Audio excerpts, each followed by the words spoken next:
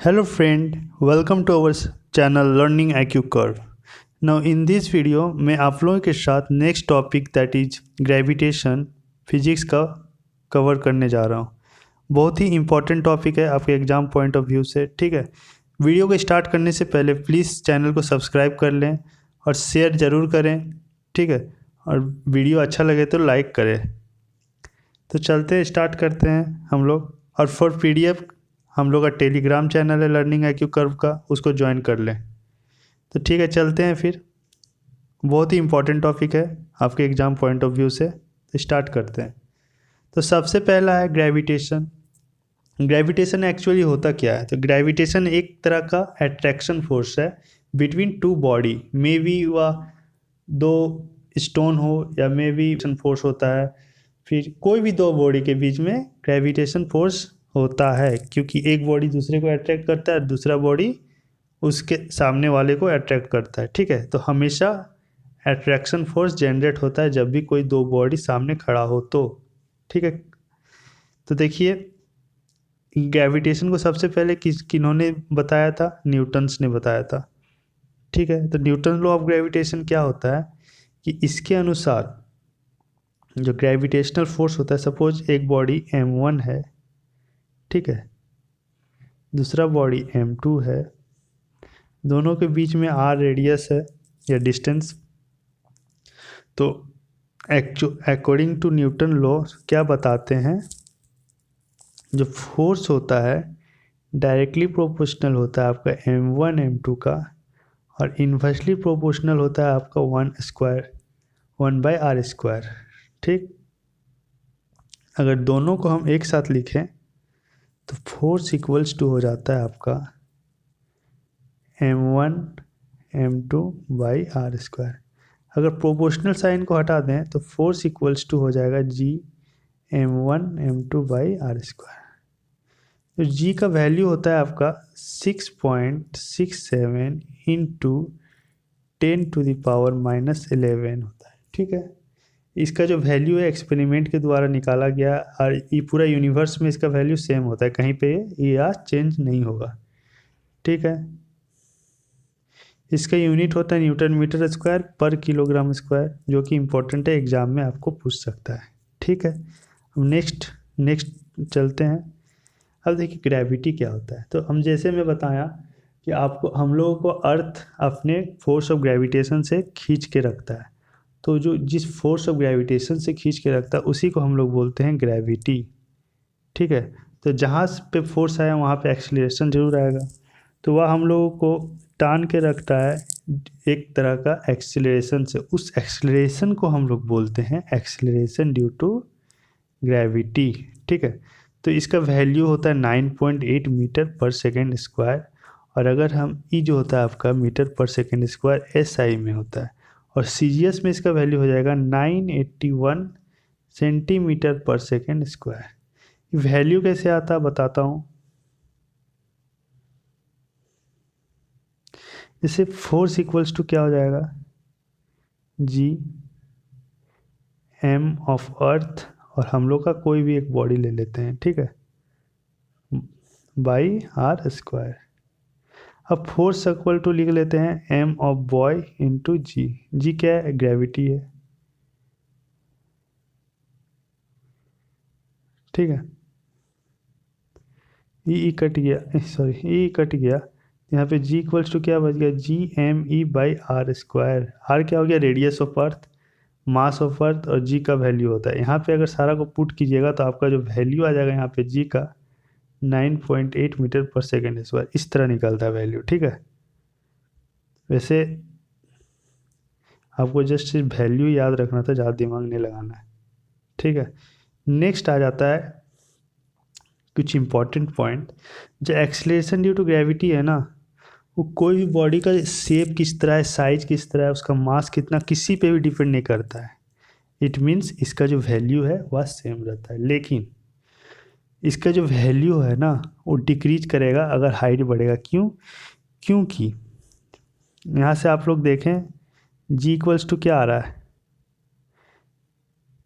G equals to आया आपका G m e/r²। तो क्या हो रहा है, इनडायरेक्टली प्रोपोर्शनल टू रेडियस। अगर ई वाला बढ़ेगा तो ऑब्वियस बात है ई वाला घटेगा, मीन्स हाइट या डेप्थ बढ़ा तो घटेगा। ठीक है, उसी तरह है कि ई मैक्सिमम पोल में होता है, मिनिमम इक्वेटर में। कैसे होता है देखिए, फिगर ले लेते हैं।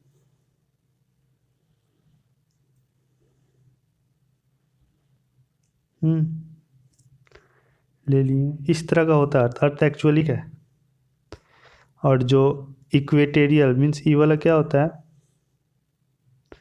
इक्वेटेरियल डिस्टेंस होता है, इक्वेटोरियल डिस्टेंस। ठीक है, और ई वाला जो होता है आपका पोलर होता है। क्या होता है, पोलर डिस्टेंस।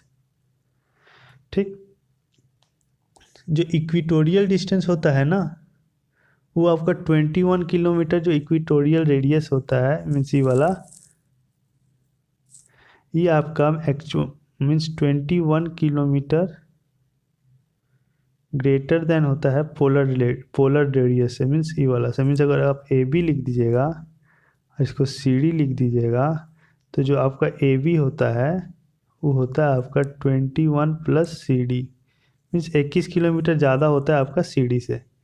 ठीक है, तो अगर देखिए इस यहाँ पे अगर रेडियस ज़्यादा होगा तो यहाँ पे जी का वैल्यू क्या होगा, कम होगा। जी का वैल्यू लेस होगा एज कम्पेयर टू पोल में, क्योंकि वहाँ पे रेडियस कम है। और जहाँ डिस्टेंस या रेडियस कम रहेगा वहाँ पे ऑब्वियसली जी का वैल्यू ज़्यादा रहेगा। ठीक है, समझ में आ गया होगा आप लोगों को।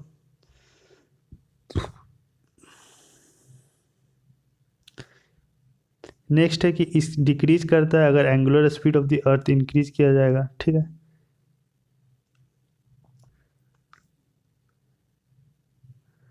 Weight of a body in A lift, lift में मूव कर रहा है या रुका हुआ है तब क्या हाल होगा। तो सबसे पहला केस है कि रुका हुआ है या यूनिफॉर्म वेलोसिटी से मूव कर रहा है। एक्सीलरेशन क्या है, जीरो है जिस टाइम। तो सपोज एक लिफ्ट लिए,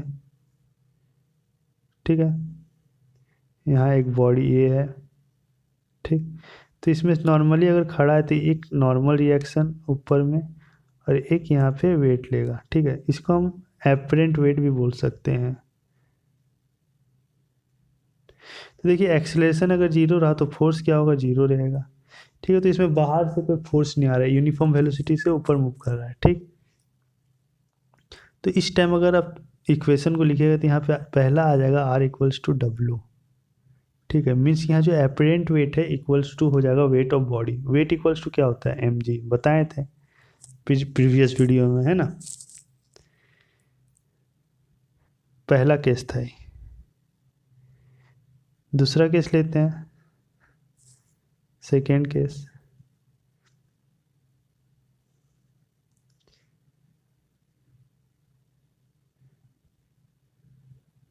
सपोज बॉडी ए है, ऊपर रिएक्शन आर लगेगा, यहाँ फोर्स या वेट एम जी।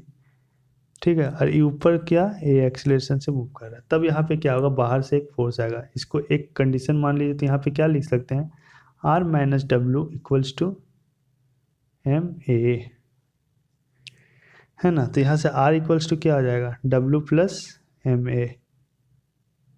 ठीक, तो यहाँ पे जो एपरेंट वेट है आपका क्या हो रहा है, बढ़ रहा है। एपरेंट वेट क्या हो रहा है, बढ़ रहा है, सेकेंड केस। और थर्ड केस अगर ले जाइएगा, ये नीचे जाएगा तो नेगेटिव हो जाएगा, तो उस टाइम क्या होगा, घटेगा। क्या होगा, घटेगा, वाइस वर्सा। नेक्स्ट चलते हैं, अगर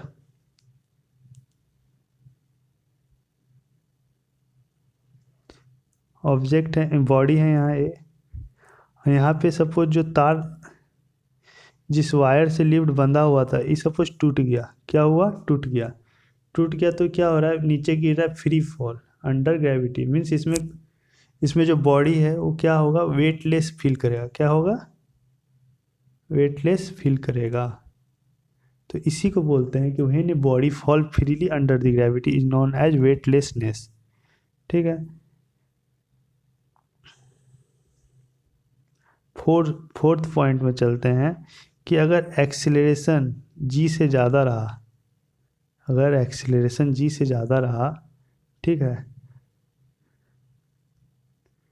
तो आपका जो बॉडी ये है ना, ये आपका ऊपर उठ के यहाँ पे चिपक जाएगा। ठीक, ये वाला आपका फोर्थ केस हो गया। ठीक है,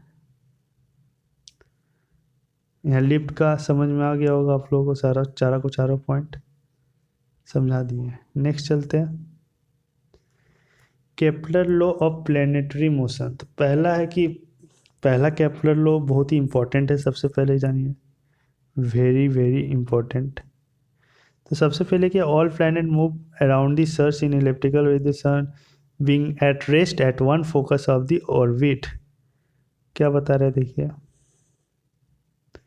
यहाँ पे जो सन क्या है, फिक्स्ड है और इसके चारों तरफ प्लैनेट घूम रहा है ना, यही बता रहा है।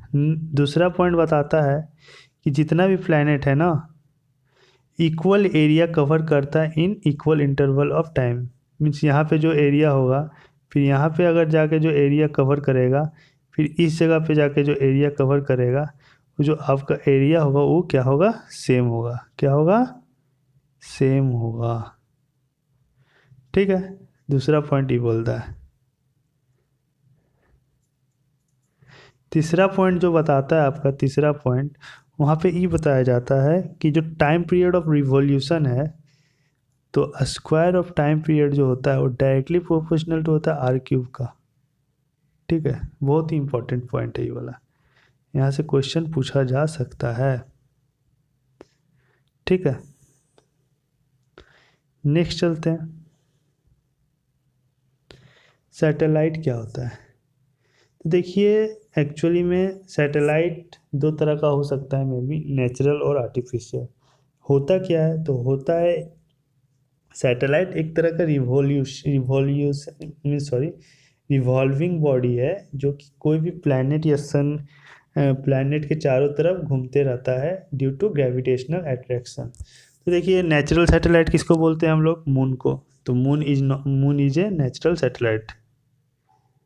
वाइल इनसैट 81B जो कि आर्टिफिशियल मीन्स मैन मेड। ठीक है, आप देखते हैं अभी रिसेंट में ISRO NASA different different satellite launch करता है अपने स्पेस में। ठीक है, और जो स्पेस में जो रोटेट करता है ना, वह due to gravitational attraction of earth वह आपका रोटेट करता है चारों तरफ। सिमिलरली जिस तरह अर्थ के सन के चारों तरफ प्लैनेट रोटेट करता है। अब सबसे पहले आया था ऑर्बिटल स्पीड ऑफ सैटेलाइट क्या होता है। तो देखिए, तो फ्रेंड देखिए, जो फोर्स ऑफ ग्रेविटेशन होता है ना, हमेशा सेंटर की तरफ काम करता है। एक रिवॉल्यूशन ले लेते हैं। ठीक है, ये अर्थ हो गया, ये प्लैनेट हो गया, दोनों के बीच में आर है, यहाँ से ग्रेविटेशनल फोर्स भी आ रहा है। ठीक है, और एक तरह का होगा mv²/r। आर क्या होगा, डिस्टेंस हो गया। दोनों क्या होगा, ये एक तरफ अपने तरफ खींच रहा अर्थ इसको, और ये बाहर तरफ निकलने की कोशिश, तो दोनों का आप इक्वेट कीजिएगा, तो force of gravitation equals to हम लिख सकते हैं mv²/r। ठीक,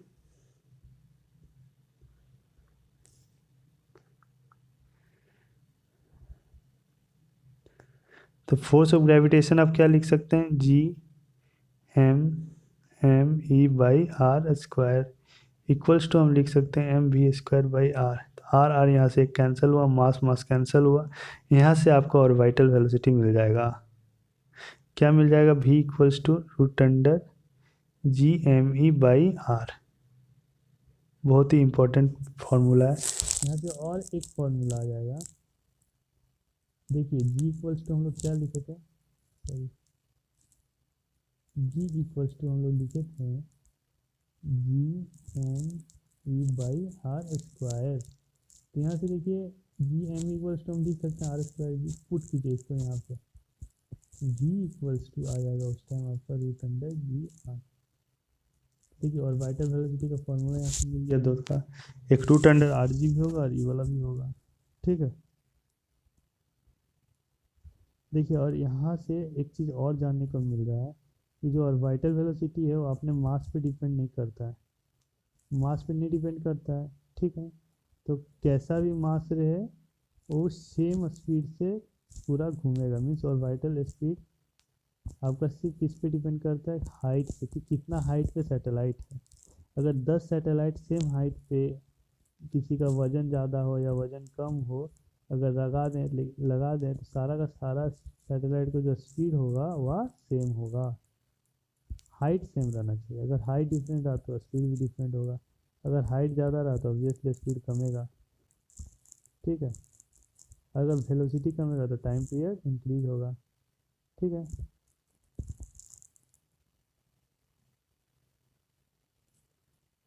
तो जितना था सारा चीज़ बता दिए, जितना चीज़ लिखा हुआ है यहाँ पे, ठीक है। नेक्स्ट है आपका कितना ऑर्बिटल स्पीड ऑफ सैटेलाइट जो नियर द सर्फेस 7.9 किलोमीटर पर सेकेंड होता है।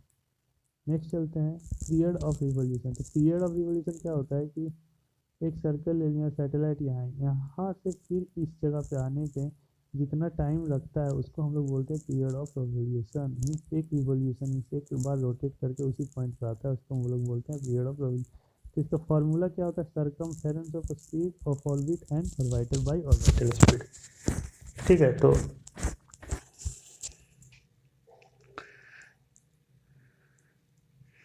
देखिए क्या लिखा हुआ है, सरकमफेरेंस को हम लिख सकते हैं 2πr, है ना। और ऑर्बिटल स्पीड को क्या लिख सकते हैं आप लोग बताइए, √GME/r। आर यहाँ पे रूट में होगा, मीन्स R3/2 हो जाएगा, है ना। तो क्या होता है, डायरेक्टली प्रोपोर्शनल टू रेडियस है टाइम पीरियड, है ना। तो जितना रेडियस ज़्यादा होगा उतना टाइम पीरियड ज़्यादा होगा, लेकिन वेलोसिटी लेकिन कम होगा, बस वही लिखा हुआ है। फिर जियो स्टेशनरी सैटेलाइट किसको बोलते हैं, देखिए सैटेलाइट को, सपोज अर्थ को एक दिन में अब एक पॉइंट से उसी पॉइंट में आने के लिए कितना टाइम लगाता है, 24 आवर्स। उसी तरह अगर कोई सैटेलाइट पूरा जो अर्थ को ही फॉलो करे और उसी टाइम पे मैंने उतना ही टाइम लगाए, एक पूरा रोटेशन करने के और रिवॉल्यूशन करने के लिए उतना ही टाइम लगाए, उस तरह के सैटेलाइट को हम लोग बोलते हैं जियो स्टेशनरी। स्टेशनरी क्यों बोलते हैं, क्योंकि जो आपका उस सैटेलाइट का जो स्पीड है सेम आपका अर्थ के स्पीड या स्पीड के लगभग है, तो वह हम लोग को कैसा दिखाई देगा, स्टेशनरी, मीन्स रुका हुआ दिखाई। क्यों, क्योंकि दोनों का स्पीड सेम है, इसीलिए means period of revolution same है, ठीक है। तो इस तरह का सैटेलाइट का यूज कहाँ होता है, देखिए forecasting, weather forecasting, telecommunication, different type में और अदर एप्लीकेशन में यूज होता है, ठीक है। इसको सबसे पहले किन्होंने किया था, इन्वेंट किया था या फर्स्ट प्रेडिक्ट किया था, आर्थर सी क्लर्क ने। साइंटिस्ट का नाम भी इम्पोर्टेंट है, आर्थर सी क्लर्क, ठीक। नेक्स्ट चलते हैं एस्केप वेलोसिटी। तो देखिए एस्केप वेलोसिटी क्या होता है कि मिनिमम वेलोसिटी से किसी भी चीज़ को अर्थ के बाहर में फेंका जाए, इतना उस बाहर फेंका जाए ताकि वह फिर से अर्थ में रिटर्न ना करे, उस वेलोसिटी को हम लोग एस्केप वेलोसिटी बोलते हैं, ठीक है। तो फॉर अर्थ के लिए उसका वैल्यू हो जाता है 11.2 किलोमीटर पर सेकेंड और मून के लिए हो जाता है 2.4 किलोमीटर पर सेकेंड। और वाइटल वेलोसिटी ऑफ सैटेलाइट कितना होता है, V0 = √r, ये बताएं आपको।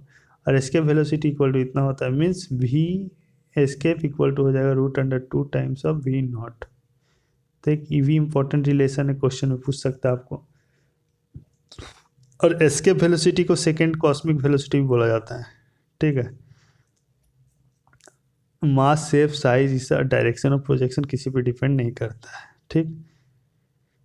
और एक चीज़ इम्पोर्टेंट,